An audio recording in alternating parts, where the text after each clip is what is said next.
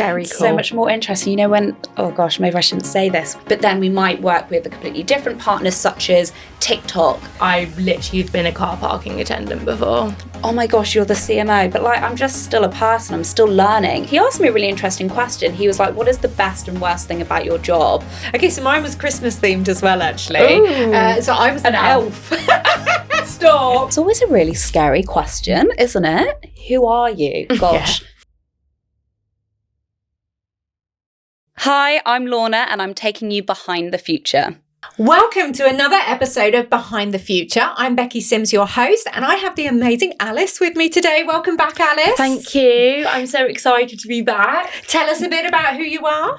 I'm a third-year business psychology student. Amazing. Oh, and I loved having you on before, so I'm very happy to have you back. So welcome.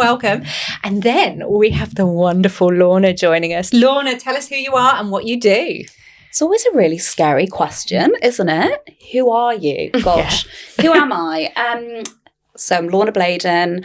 I'm the Chief Marketing Officer of an organisation called Enterprise Nation.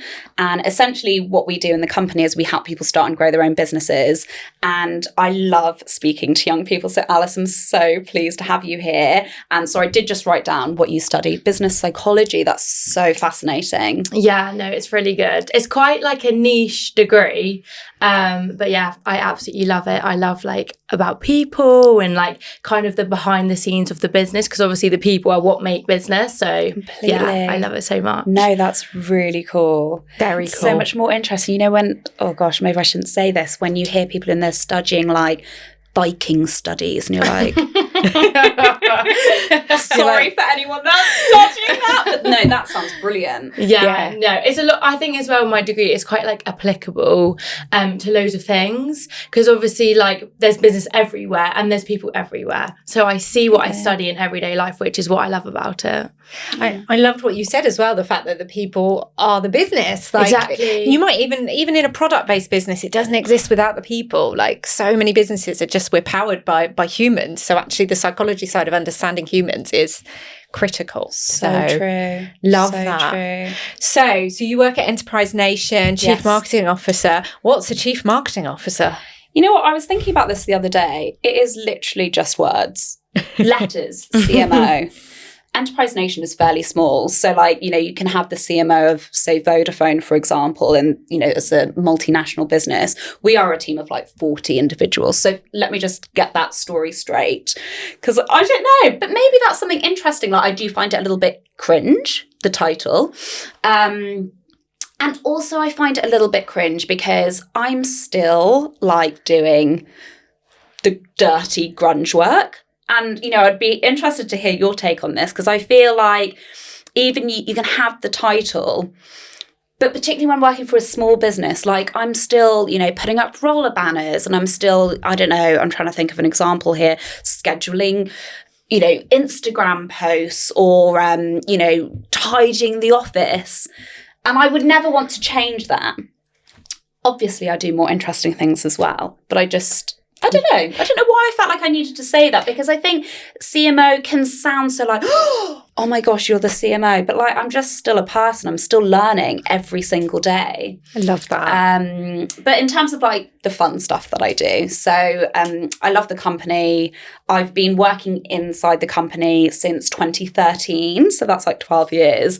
I have left the organisation twice, which is something maybe we can talk about. And I think one of the reasons why I have worked for Enterprise Nation for so long, and this sounds really cliche and people say this all the time, but it is very diverse and fast moving, and every year, you know, brings on a completely different challenge. And the state of entrepreneurship has changed so much since when I started working, full stop, was around 2011. And starting up a business at the time actually was like super risky. Not that many people were doing it. It's kind of like the height of the recession. So people were starting up businesses basically because of necessity. There was nothing else out there for them. And I was really lucky with my first internship. And again, we can explore that a little bit.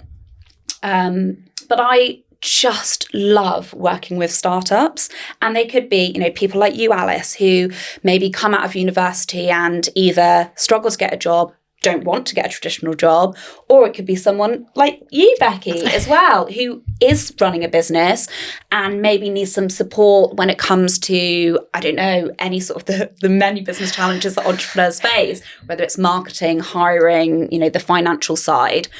So we run amazing campaigns. I like to think they're amazing to support startups and small business owners, but we don't do them alone. We work with big corporate partners. So some of the best corporate partners that I'll just name a handful are Vodafone Business. Like, I love working with them. They are a genuine brand that have such an interest in backing UK early stage founders. So we'll run initiatives with them when it comes to like digital adoption, but then we might work with a completely different partners such as TikTok Shop, and that's super focused on e-commerce businesses and how to sort of sell online. So we think about like what are the pain points that startups and small business experiences, and then run campaigns around those sort of areas.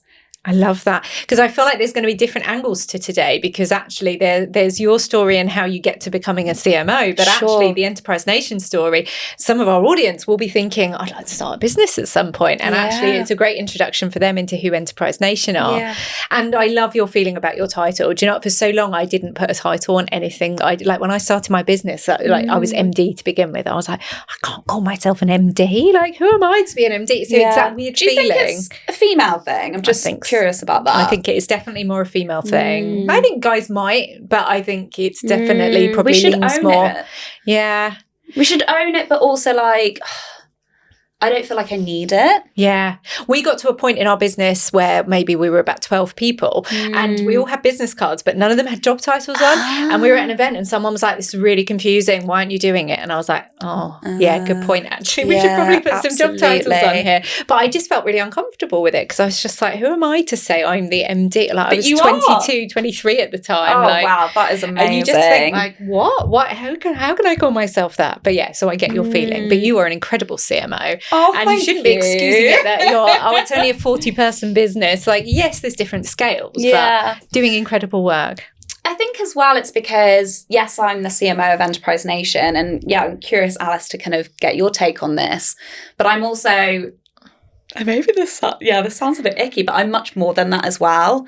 And I think as you mature and get experience, for context, I'm 37, so I've been working for, say, 15 years.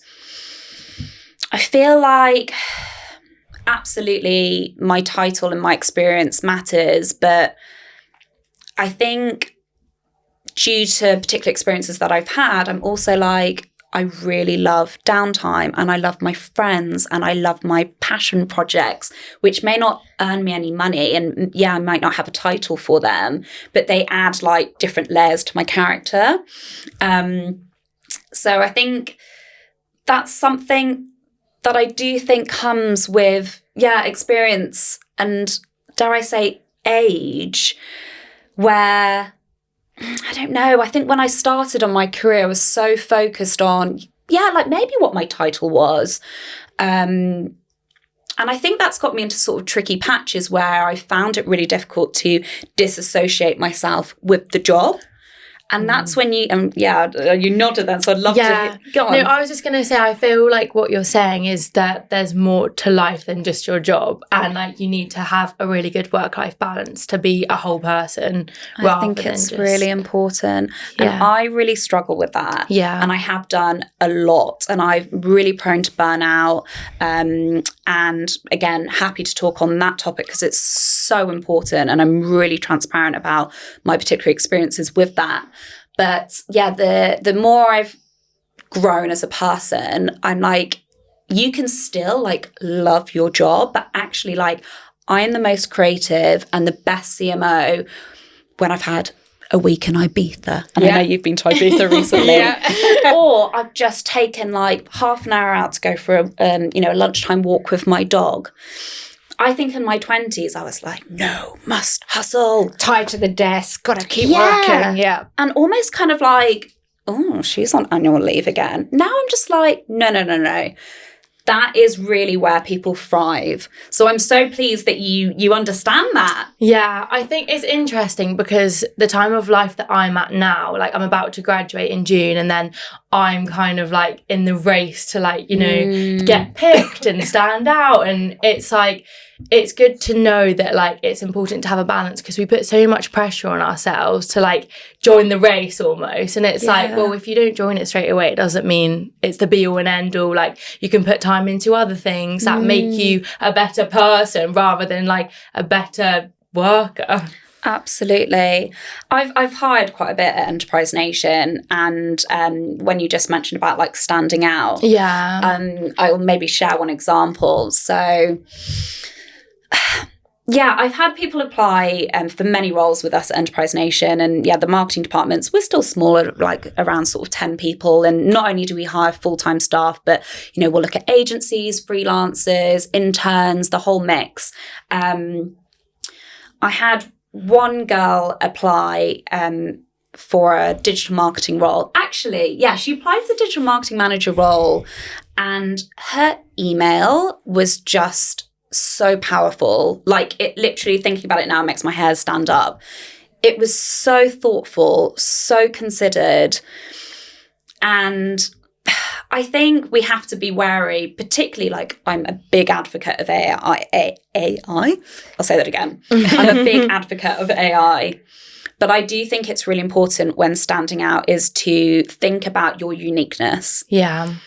And there was something about her email that just really stood out to me. It just was different from the rest. She's still working with us. And she's, brilliant. I'm not sure whether I'm explaining this very well. But it is really hard standing out.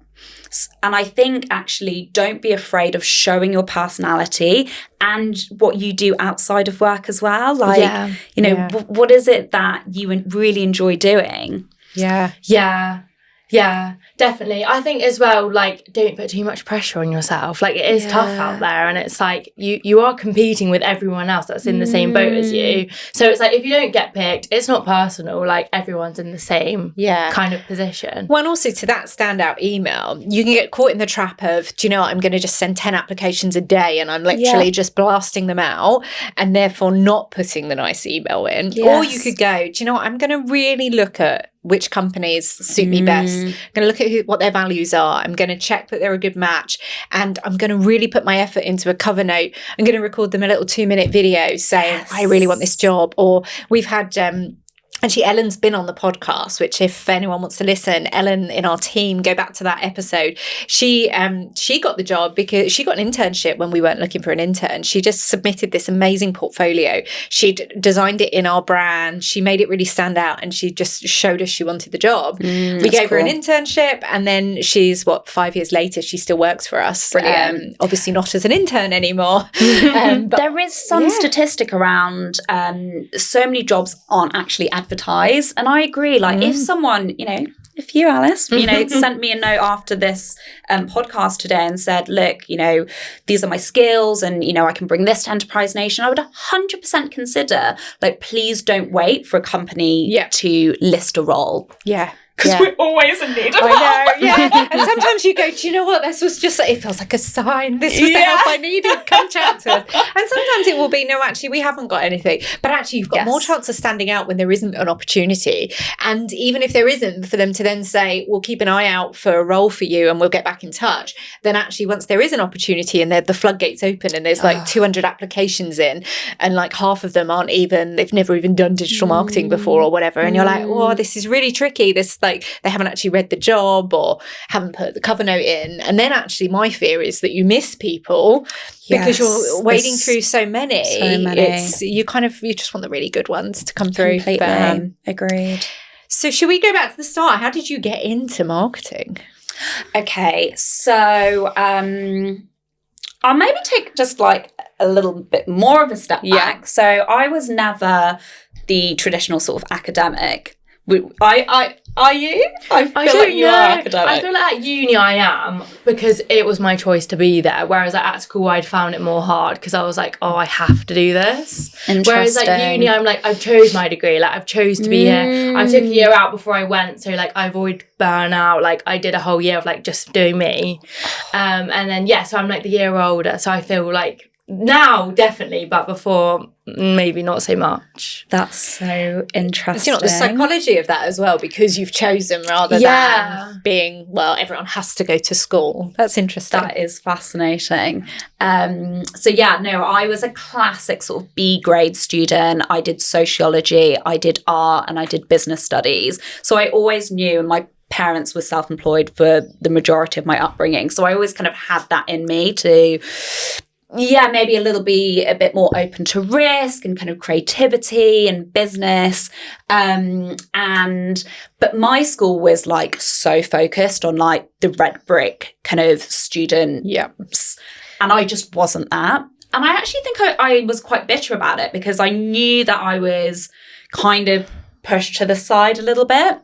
Anyway, it didn't bother me, and I did all right in my grades. But I did go to a quote unquote polytechnic, and I don't know if there is still this to this age because I can't remember what year it was, 2006, 2007. I think there was a bit of a stigma around polytechnics. Do you know what I mean by a polytechnic? Yeah, it's like the poly of like a main. Yeah. So I went to Oxford Brookes, and supposedly the students at Oxford Uni used to call us like the early learning centre. Brooks, not books. That's what they say. Oh,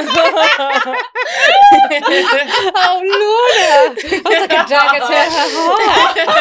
No, anyway, I think it looks way more fun. We had a lot of fun. Yeah. But I didn't take a year off, and I should have done because I really fooled around in my first year. I was like dating a guy at the time. I never turned up for my lectures or anything. I basically flunked my first year, so I actually had to start again. My parents were, I don't think they were cross at me, but then I moved to London to live with my boyfriend at the time, and I did a lot of work experience for Office Angels. I don't even know whether they still exist. And I was basically just planted into loads of organisations to do whatever they needed doing. And it was so cool. Like I was like in this lady's house, like typing her book. The next day I'd be in like a travel agent, sorting out, their leads.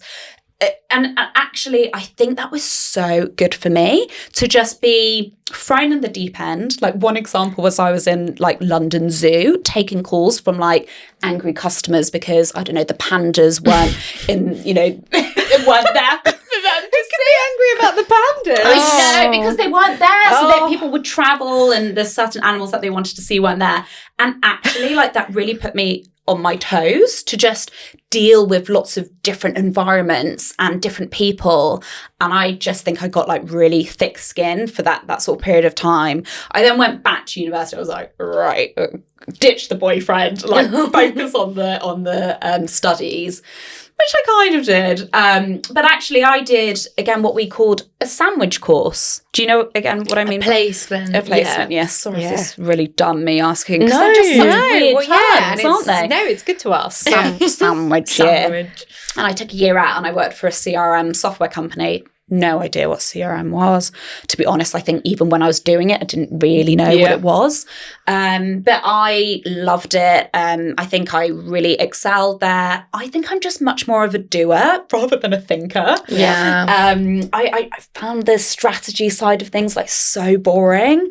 Like SWOT analysis. And I just, the doing was really good. They offered me a job. I actually didn't take it. And I went back to uni and then, was the comms director of Brooks Entrepreneurs, and just like, I think my final year was like, okay, I know who I am now and I know what I want to do.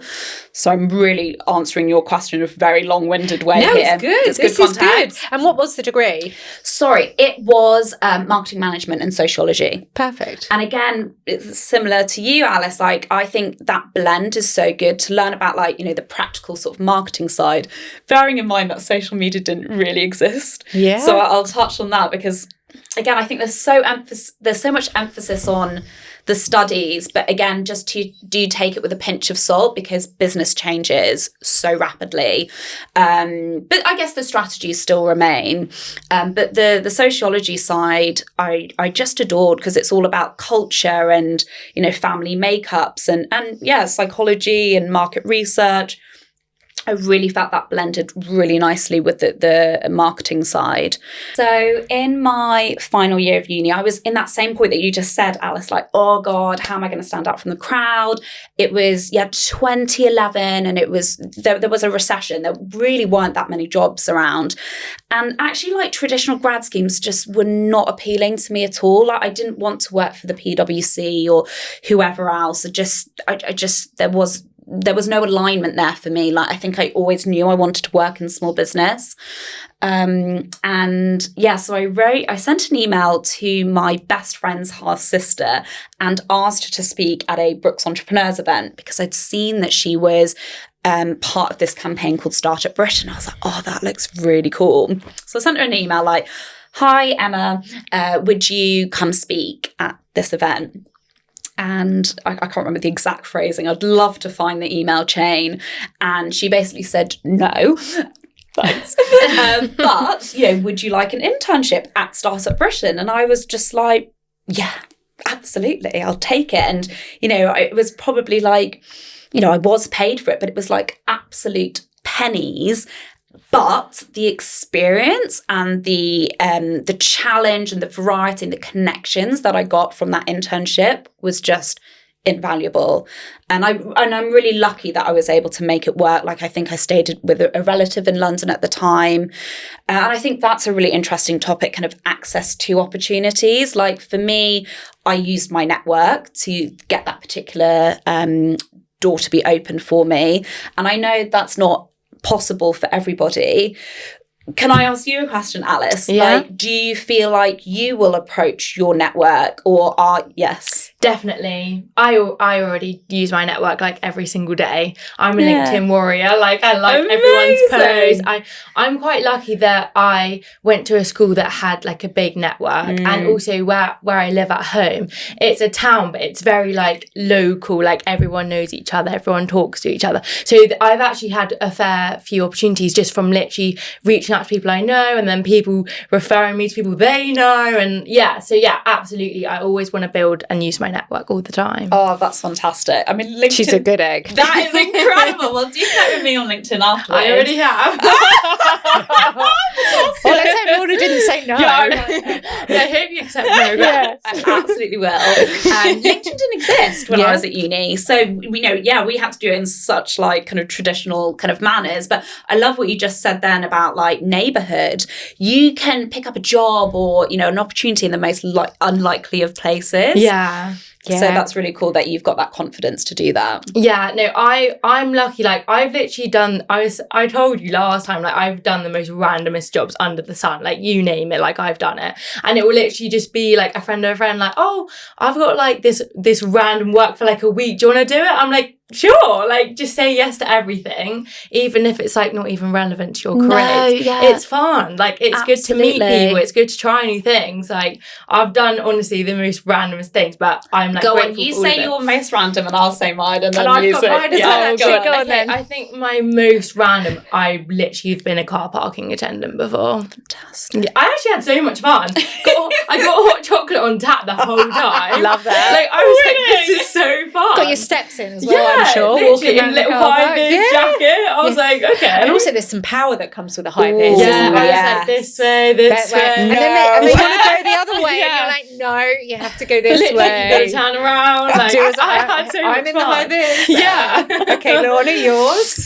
Mine was, this is a friend's family business, was they made Christmas cakes and I used to just roll the icing and cut the Christmas tree and put it on the cake.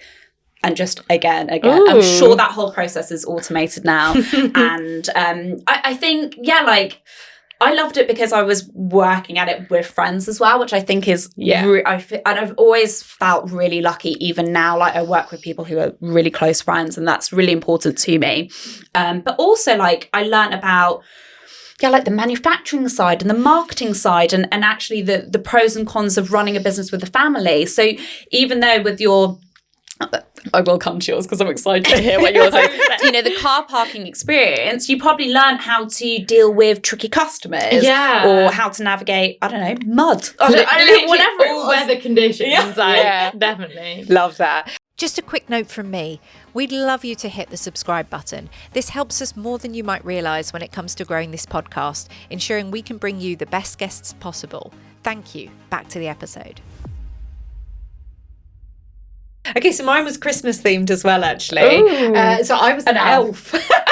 Stop. I was about, I think I was about 18, 19. The guys in the studio are laughing as well. Have you got a picture? If there is a picture, let's put that on see there. if I can find the picture. Actually, maybe if we got a picture of all of us, have we got you and your home is? I don't think I've got one in I'm hoping I don't, because I hope you do. We can get you See a what home we can is. do. So just see if we can borrow someone out on the street and just say, we need a photo. Let's get a home is. No, I was, do you know, I was in between jobs. I'd not been enjoying a role, and I just, again, I was, so this was, I knew I wanted to start my own business, and I was in this phase of like trying to work out what that was going to be. And I'd been in a role and I wasn't enjoying it and left without a role to go to. And I was like, I need something. And literally there was this job for being an elf by the Santa's Grotto in the local shopping centre.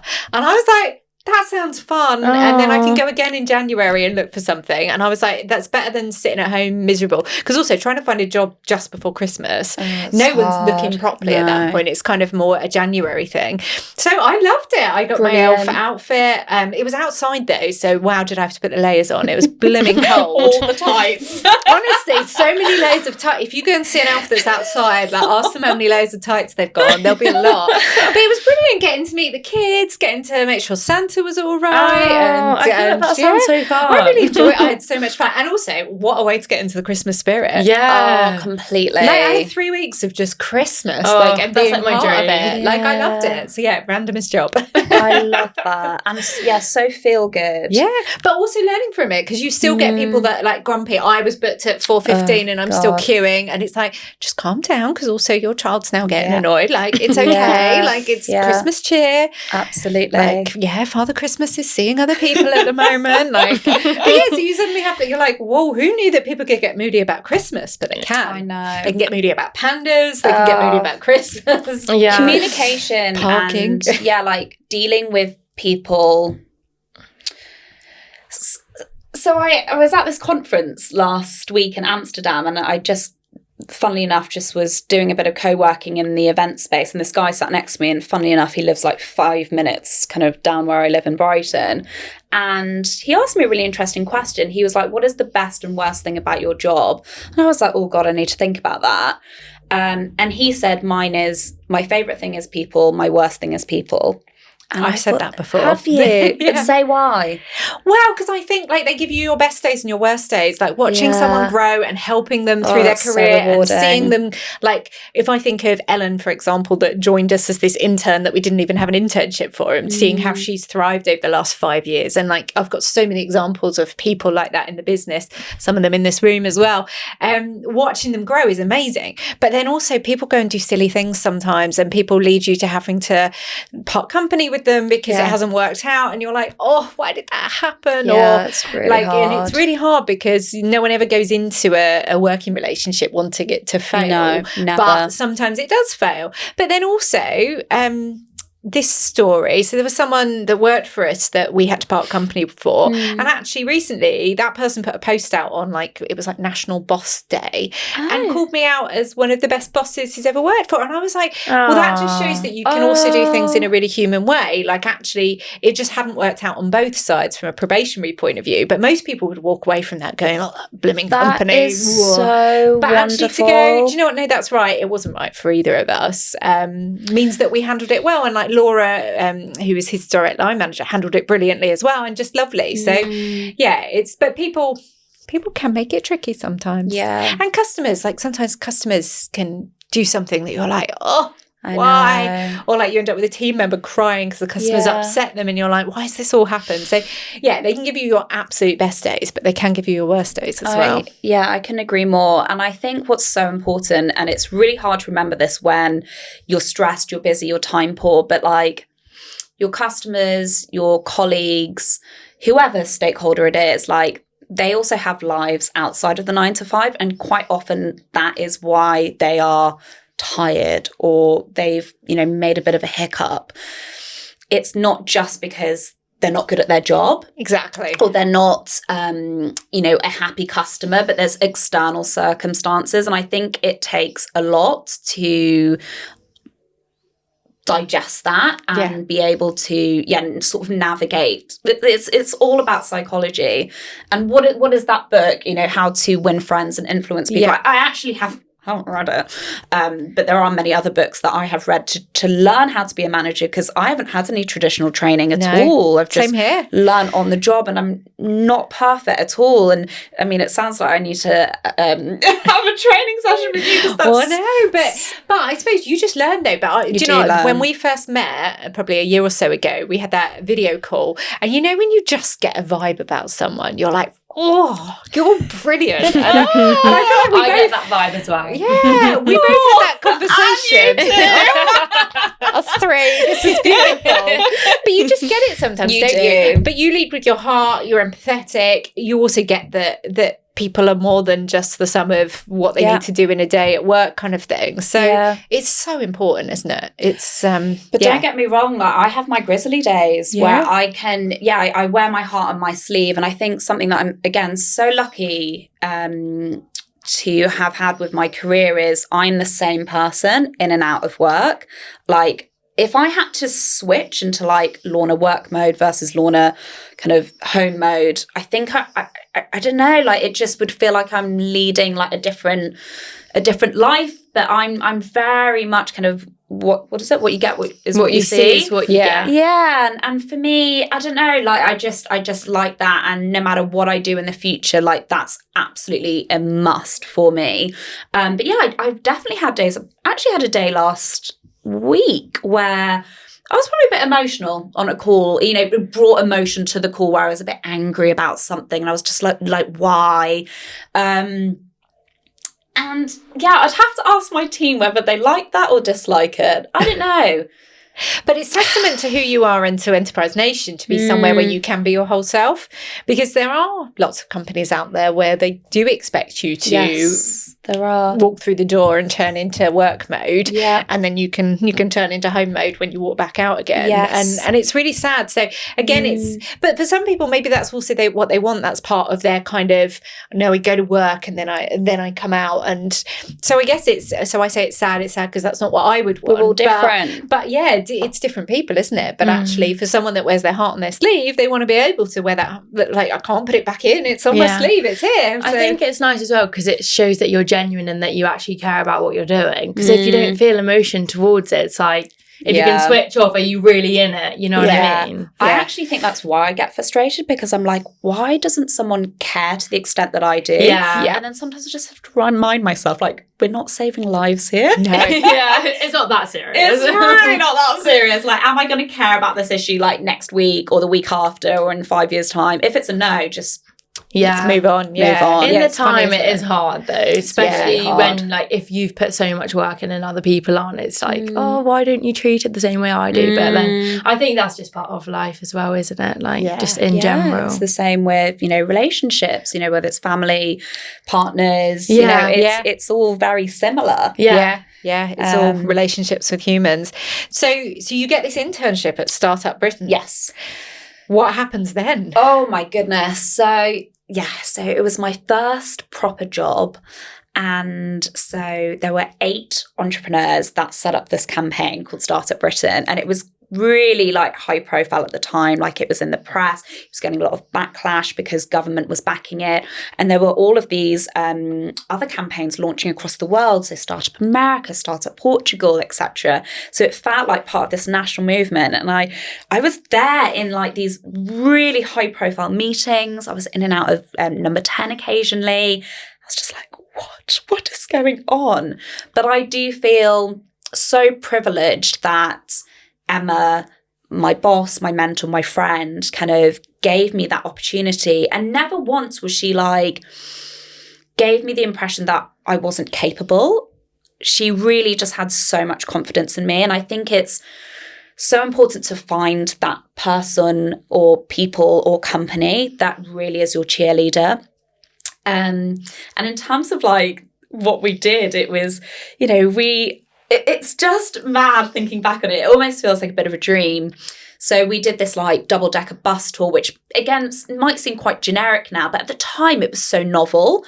I remember having to like find a bus company, found this one in Oxford, and I would have to design the bus and then figure out all the different locations that we would, you know, go visit around the UK. And then I was going back to the whole car parking thing, thinking about where to park the bus and the weight of the bus and, you know, whether it would go under bridges. And then I would be doing sort of PR outreach and, you know, calling Liverpool Echo or whatever it is, saying, you know, we're bringing this bus tour, we've got these entrepreneurs and small business. And honestly, like I could speak all day about like that particular campaign, but there were lots of them, lots of different campaigns. And working with Emma, she is just an absolute entrepreneurial powerhouse, coming up with incredible ideas all the time.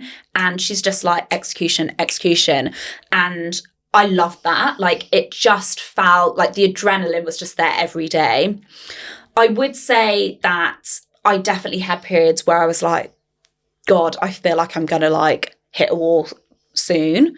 And again, I think it takes time to realize like who we are as individuals, because we're all different. Like someone like Emma or my colleague Polly, for instance, they can just keep going. Whereas I've learned now, and I'm very comfortable with it, I like a week off and I like to get into bed at 8 p.m. and watch, you know, Love is Blind or whatever it is. And then I kind of re-energize and then I can go at it the next day. But yeah, that first experience working with Startup Britain was just so phenomenal. And then I kind of just had a bit of a wiggly career since then. I did a bit of freelancing, and then Emma brought me on to work at her company, which is Enterprise Nation, which I'm still working at to this day. I then did a bit of freelance for a company based in Wrexham called Moneypenny. And honestly, like, I couldn't tell you in sort of 5 minutes what my career journey has been like, because it has felt quite fragmented, and times it's felt really, I don't want to use the word like broken, but like it hasn't been like I do this. It's been like, oh, and I'm now supporting this company doing a bit of freelance sort of sales, or I'm helping this company with this event that they're running next week. And I do think that suits me.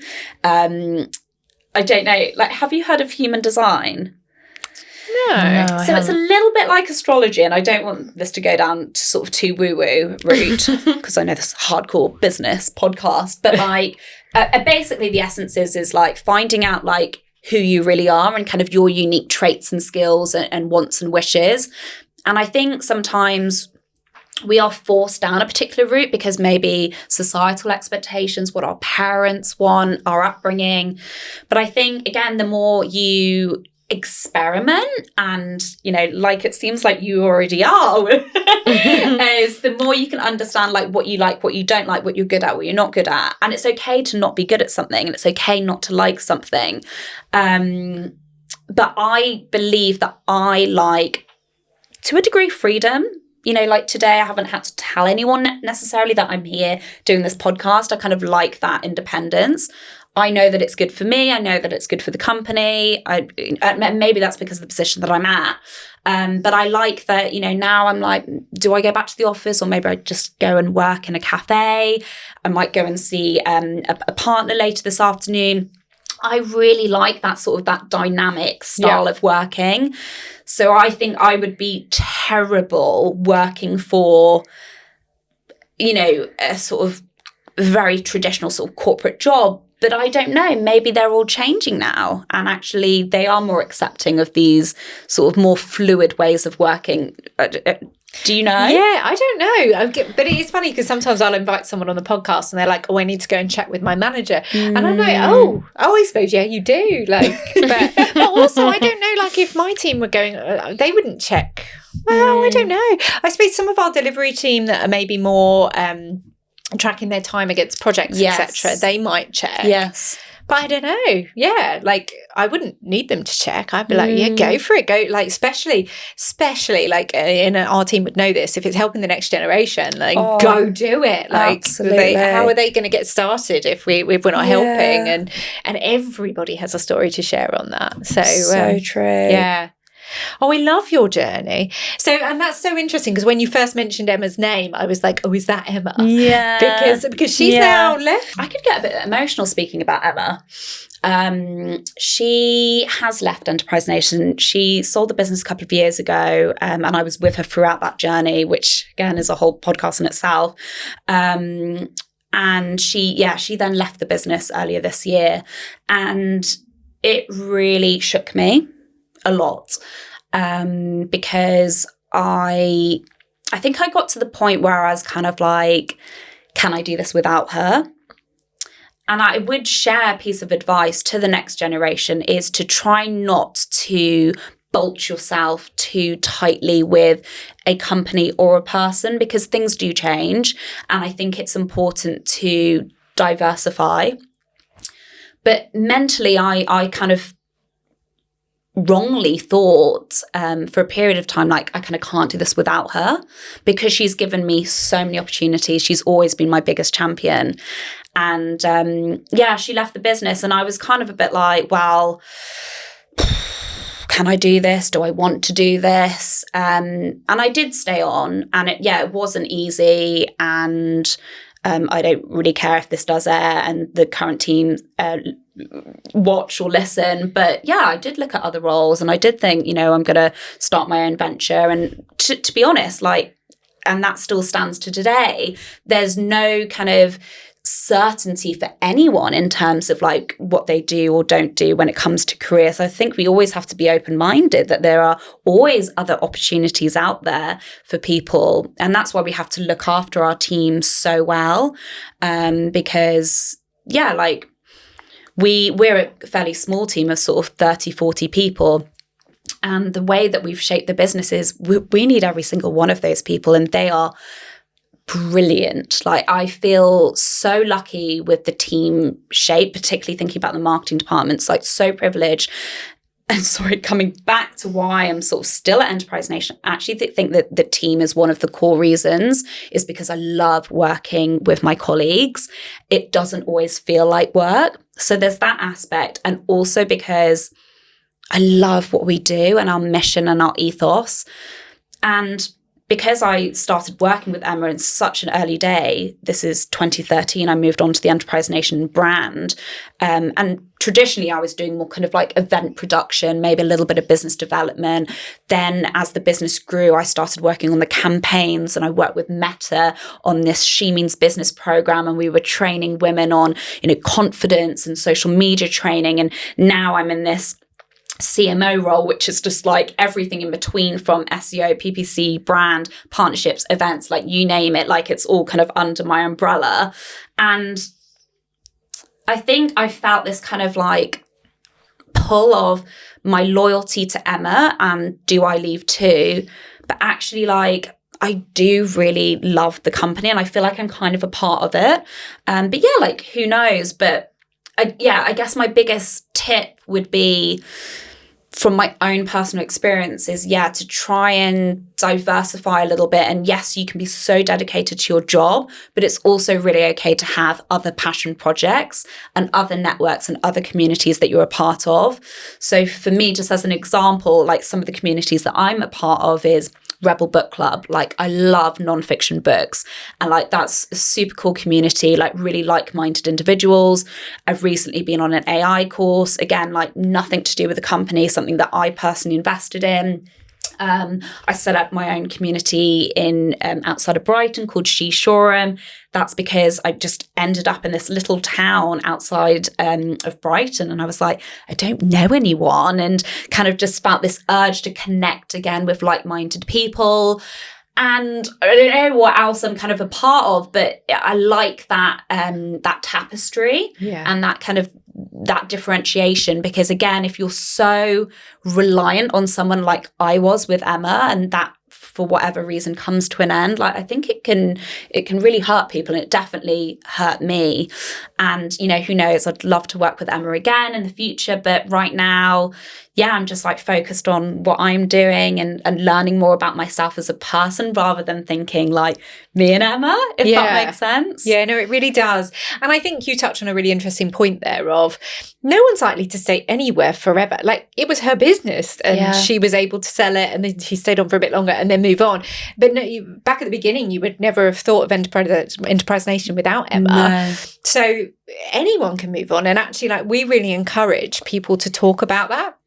And talk about life after. Like, I want my team to know that it's not a taboo subject to talk about a day when you won't work in our company. Yes. Like, because let's help you look at what your future looks like and make sure you're getting the right experience. Because why do we make it this secret topic that no one can talk about? And then when you're going for interviews, it's all like behind closed doors. And it's like, actually, why don't you be really honest about it? Because also, if you can have that honest conversation, it might be that the thing you're craving is, Joe, we could give you that. Exactly. And actually we could give you that next step, and we could give you some more autonomy in your role or whatever it is you're looking for. Or it might be, do you know what, actually, I think this is a really good step for you right now where the business is. There isn't a next step for you to take and you are ready for it.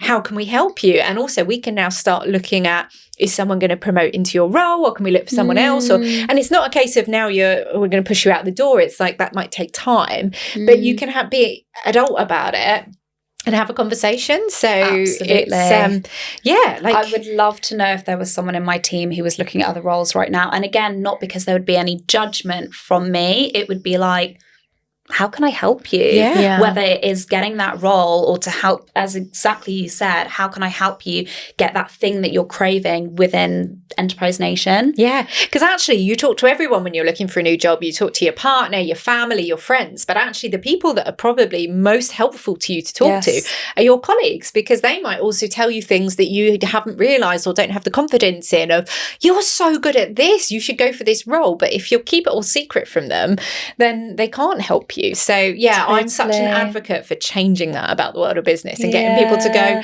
why don't we talk about this? Because it's just is a fact of life. Like, even founders don't stay in their businesses forever, as Emma showed. So why don't we talk about it? And I like that. Yeah. Oh, I love your story. I love your tapestry as well. It's a really beautiful word for it, of just... It hasn't always felt easy, though. Like, I've definitely had, I hope it's okay talking about this topic, but I've definitely had like challenges with my mental health, which have been so connected to career. Yeah. Because I'm so driven and love what I do. When things haven't been, quote unquote, kind of going well, I've taken that like really personally, and it's really knocked my confidence and made me feel blue at times. And it's okay to kind of go through the motions through that. And I really hope my team would agree with this. I would always want someone to tell me if they just weren't feeling good, for whatever shape or form that looked like, because I do believe that taking breaks and taking a step back is not failure at all. And as I mentioned earlier, like, I've left the company twice and I've come back, and actually a few other people within the company have done the same. I think like nothing's permanent. Yeah. It's okay to take a step back and be an elf. Yeah. Why wouldn't you be? But you know, it's interesting, like when I was growing the business in the early days, I've always been a big advocate of go and take holidays. Like, I love travel, love travel. But I remember there was some probably mentors that I had that were maybe 10 years, 20 years ahead of me in business. And they, like, if they saw that I'd posted that me and Paul were away somewhere, they'd send a message of going, off on a jolly again kind of thing, off on holiday again. Yeah. And it's like, no, we work so hard that I need that downtime to reset. And actually, some of my best ideas about the business probably happen while I'm away, while I'm not trying to think about it, because you create space for it to come in. But you absolutely, like, and it is a good topic to talk about. It's so important. Physical health is something we've always felt comfortable talking about. Mental health, still many businesses aren't comfortable with it. Absolutely. And I would say, again, for someone starting their career, and it's easier sort of said than done, but if you are facing kind of knockbacks or closed doors, and it's so easy for me to say, don't take it personally, but just be patient with it and just know that the right opportunity is out there for you. It's, again, this is a piece of advice from Emma. This isn't from me, but like, a no is not a no. It's potentially a not now. So, you know, just make the most of any space that you have to, like, go have fun as well. Because I think there's so much pressure for young people to just like hit the ground running. That's unlikely. It's really unrealistic. Are Duolingo, Nike and McDonald's some of your favorite brands? For all the latest marketing and brand news, follow the Drum Mag on Instagram. I think it's really refreshing as well that you are talking about stuff like that, because I think a lot of people don't, but that doesn't mean they don't experience it. They just don't talk about it. So it's nice that it's just like an open topic of like, okay, I'm having a hard day today, but that's fine. Like, everyone does. Like, you're not an odd person out. You've not failed, like you said. It's just sometimes how life goes. And push for feedback in your journey. So actually, I think when people get to the point where they're going out for interviews, etc., sometimes like businesses can be really rubbish and they just go, oh, sorry, Alice, you didn't get the job. And then you ask for feedback and it doesn't go anywhere. Sit in that interview and say, so I know there's going to come a point where I've either got the job or not. If I haven't got the job, how can we go about making sure you can give me feedback from today? Because that's a good idea. Like, I do this in pitches, or sometimes we actually, for a pitch, we'll say, can we book a feedback call? Even if you haven't made a decision, can we book a feedback call for a few days afterwards? Because we want you to give us that feedback so we can learn and grow. Absolutely. So it's like almost try and negotiate with them either before the interview or in the interview to say, I want to know that we can have a conversation about this because I'm really like ready to start my journey, and I'm only going to be able to do that if people give me feedback. And they'll also, that will catch them massively off guard of like, okay, Alice. And they'll also be like, tick, tick, tick, tick, tick. I'm definitely writing that one down. I love that proactivity though. And actually, I think that's such a good trait in people, is that, again, I think about this colleague of mine, Ira. She's so proactive and really kind of just goes that extra mile. I just think there's just so much value in that. And again, when I was sort of sharing my story of, I never really thought that I was the smartest or the most academic, but I do think that I'm very hardworking. And I do think, you know, I love to communicate with people. Like, I can't even remember how we got connected. I think I found you on LinkedIn because Really? I thought Enterprise Nation would be such a good, relevant business to talk about from an aspiration digital point of view, because there'll be a huge amount of people that come to our events or listen to the podcast that are thinking about starting a business. And it's like, this is a massive signpost towards a business that can help you do that, because it's daunting. Like, when I started Reflect, I had nothing. I had no support. I just was making it up. Like, and actually, I remember the Startup Britain campaign. I can picture seeing all the marketing around that. Because I started Reflect 2011, so that was just after. Wow. But yeah, it's a lonely place as an entrepreneur. So having somewhere to go. Yes. And also, again, that's another cringy word to call yourself an entrepreneur. Like, especially when you're really young, you're like, oh, am I an entrepreneur? What does that mean? But although you're not running like your own business day to day that you're working in, like, you're so entrepreneurial, like, and you have done things that would be classed as being making you an entrepreneur. But like, I look for an entrepreneurial spirit in people all the time, because actually it's so much like, it's a huge thing to take the full gamble and go and run a big thing and go and do it. And some people just haven't got the right setup to be able to do that, the investment, the risk appetite, etc. But that doesn't mean they can't have entrepreneurial spirit. And oh my word, to find that, harness it and use it, and actually they can go on to be some of the most successful people. They don't have to own the thing and have started it. You're so right. And I don't have the sort of stats around this, but we are seeing this trend now that people later in life there's a huge surge in not just entrepreneurial appetite, but companies being formed by people who are in retirement, because they're like, I'm still, I've got energy, I've maybe got a little bit more finance kind of in my back pocket to sort of invest in something, and I'm not done yet. Yeah. And there's so much like, what's the sort of the 30 under 30? Were you one of those? I have been a 30 under 30 in one list. There's all different lists for it. There's lots of different lists. And there is pressure for people to be in those lists, but it's also okay to start up a business in your 40s, 50s, 60s, 70s. And I'm seeing more of a trend in that. Yeah. Well, I always say, because like speaking to young students, sometimes the pressure is like leave uni and start the business. But actually, if you've never really worked in a business, like, and you might have done your part-time jobs and all those things which will have given you loads of skills, but if you've never done the 5 days a week, turning up every day, the seeing how a business runs, to then go and run one yourself is really tricky. Like I use this analogy a lot. I've got two kind of mindsets that I can swing to help me with things, and it's my best boss I ever had and my worst boss I ever had. And I use them to go, well, that's something he would do, like, stay away from that. But that's something, and they were both guys actually, but oh my word, I remember like my best boss used to really lift me up. But if you've never really had that, because you don't always have such a relationship with a boss in a part-time job, it's maybe not quite the same. If you've never had that, how can you be that for somebody else? Because you don't know what it feels like. You don't know. It's really hard.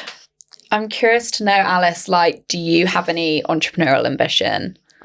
I think it's okay I to do. say no. No, I think I definitely do. I have loads of things that like I'd love, like if I had like unlimited money, I'd be like, I'd love to like have my own business in, like I love like the wellness space. I love spas. Like that would be like one of my dreams.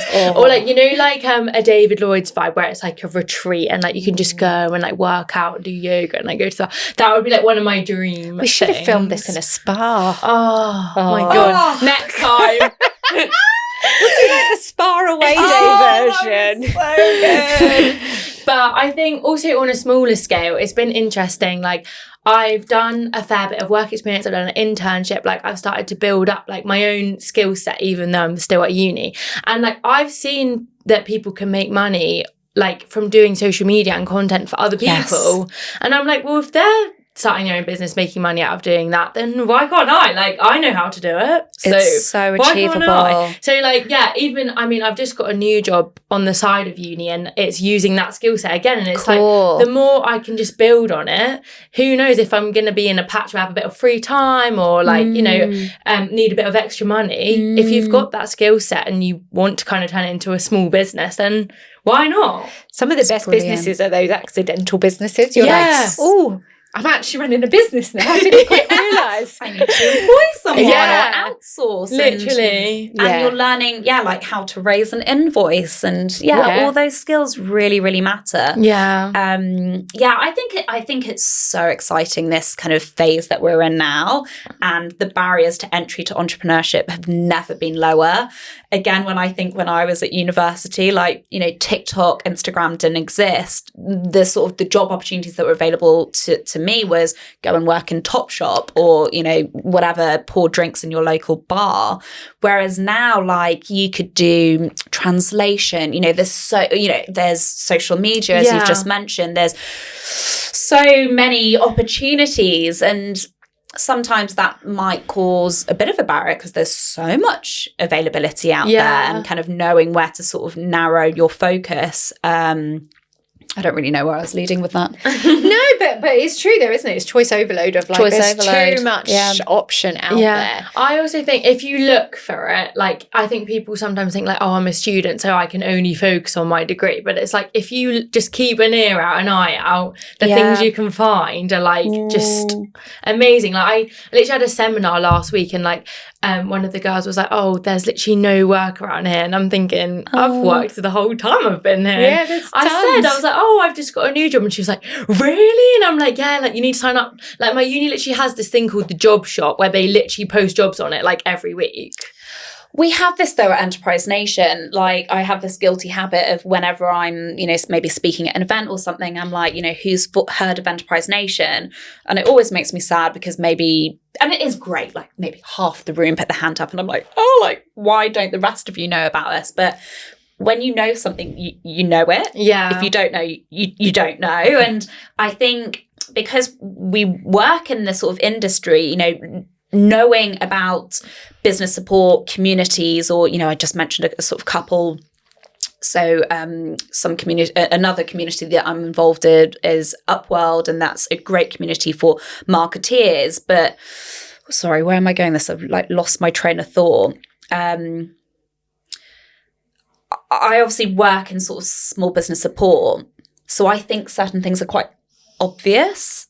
And I don't mean that to sound sort of derogatory or sort of patronising, but it is such a minefield out there. Yeah. And as you say, like, you know, you knew that particular organisation to find jobs in your local area. But if you don't know about it, like, yeah. So I think, you know, being inquisitive, asking questions, you know, connecting with people, and, you know, a lot of that just isn't on sort of traditional sort of Google search or, you know, ChatGPT. It's, you know, just don't forget to just like speak to your peers. Yeah. I think word of mouth is so undervalued. And also help other people, because obviously now I've told her, like, she'll probably tell someone else. Like, it's good to like all just help each other. Yeah. And that is one of the best bits of networking, I think, isn't it? Like, I love connecting people. I love like coming away from something going, oh, I should get Lorna to chat to so-and-so. And like, there's nothing better, because sometimes you then go and hear something incredible when it happened off the back of that. And you're like, brilliant. That was so easy to do. Yeah. And then actually you've kind of created a marker for them to remember you going, oh, that was so good. Alice did that intro. Yes. And then they almost want to pay it back. So they'll be like, oh, I wonder who I can introduce Alice to that might help her. So exactly. It's really good. We all just have to help each other, I think. I think there's a lot, like, when you're like where I am, like coming into the working world, there are some people that are quite against, like, not networking, but they're like, if you don't go through the traditional assessment centre, interviews, blah, blah, blah, then they kind of not look down on it, but like, I think some people are kind of against that. But it's like, if you help me, I can help you, we can help whoever. Exactly. It's like, you know, everyone just help each other, and then everyone can be happy, rather than like, oh no, I can't help you, sorry. Like, and I quite often get opportunities to maybe speak at an event or, you know, work on some particular initiative, but I can't make it for whatever reason. So again, when you've got that sort of like peer group, I'm like, yeah, but I can't make it, but, you know, Becky would be brilliant at that. Yeah. And again, that's helpful to the person inviting you, and, you know, then you would feel good about it, and maybe then think about me for something. It's just a chain, isn't it? Exactly. Yeah, definitely. So what haven't we covered? Is there any burning questions that you're like, oh, I need to know? One of my questions was advice on building and maintaining relationships, because I know that's like a massive part of your role. Just like, how do you do it, and like what keeps the relationship strong? Yeah, that's such a good question, and it is something that I pride myself on. And I don't actively make connections, because that sounds very forced. And again, I've been really lucky that I've worked in roles where I've had to forge relationships, or I've been lucky to be in a room with lots of interesting people. But this sounds so cringe, but I really just try to be myself. I try to be kind and considerate, and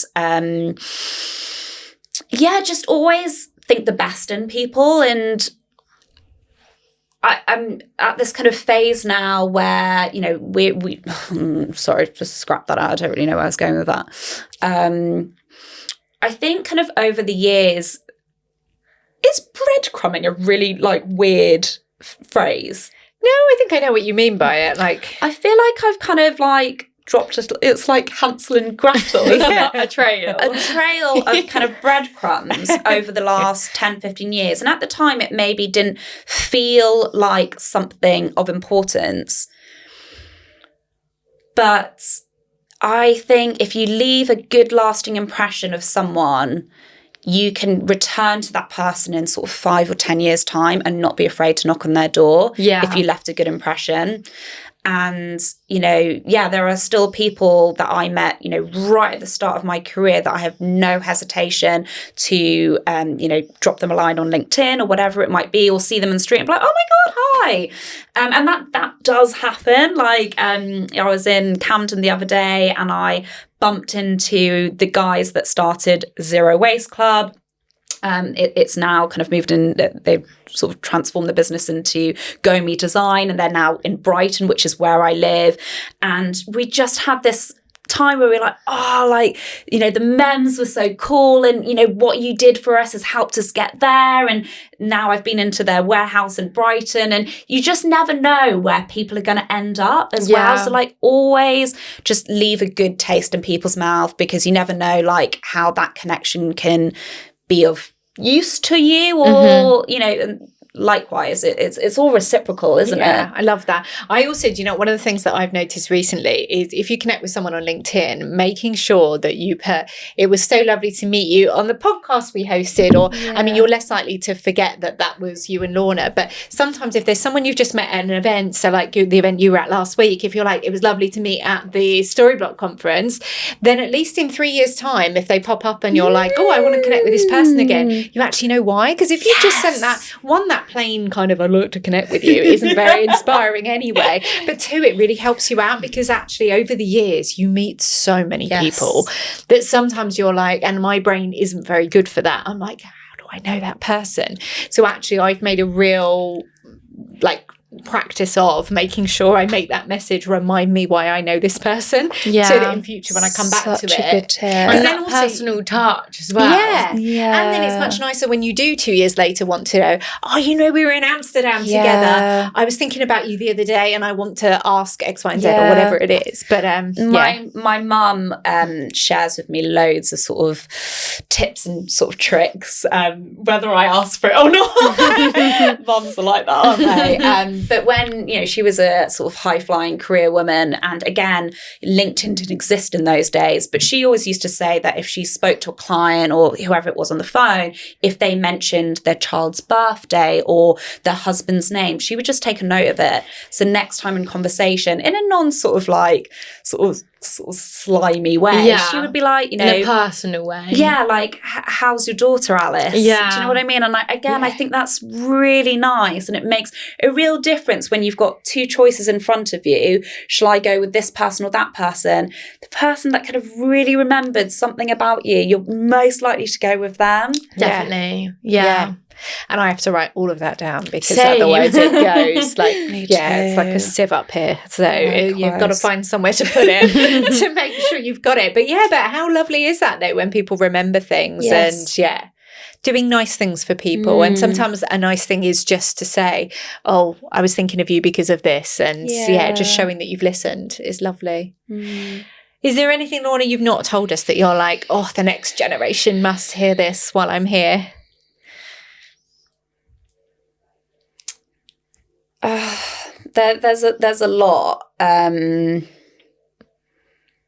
think there's so much hope in the next generation, and I feel like, again, I'm 37, but I feel like I learn so much from my younger counterparts, and I'm really lucky that I work with such a young team. And I do feel like that sort of like cringe kind of like older aunt at work. You're definitely not cringe. I just, my advice would be to have fun. Like, life is so short, and I think there's been so many times where I've been so anxious about, am I performing, and am I working hard enough?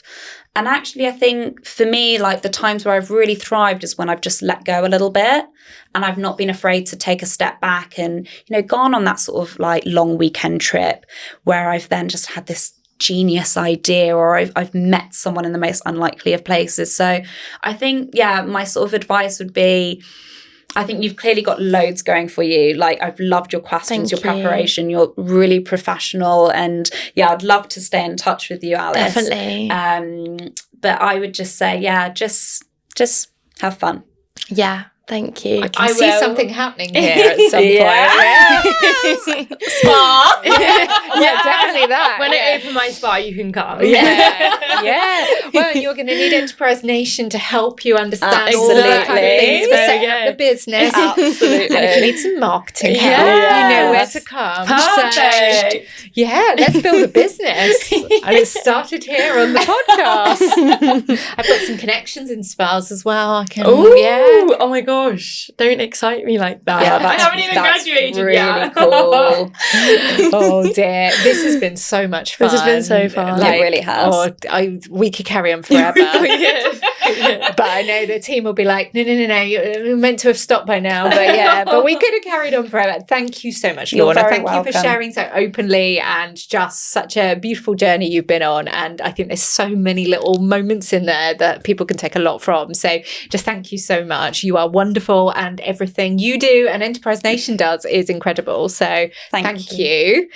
And Alice, love having you here. So I hope you come back again. I will, don't worry. Good. Yeah. Whether we want her or not. I'll be back. I'll be back good. in our bathrobe. Yeah. In my high vis. Yeah. Yes. Yeah, we need to find that picture or create that picture before today is out. Oh dear. This has been such a fun episode. Thank you so much for joining us, and we look forward to seeing you on another episode of Behind the Future. That concludes another brilliant episode of Behind the Future. Thank you so much for listening. You can listen back to other episodes on YouTube or your podcast platform of choice. Make sure you hit the subscribe button, as that will help us to grow this podcast, ensuring we can get the best guests on here for you to learn from. You can also follow us on socials, linked in the show notes for exclusive content. See you on the next episode.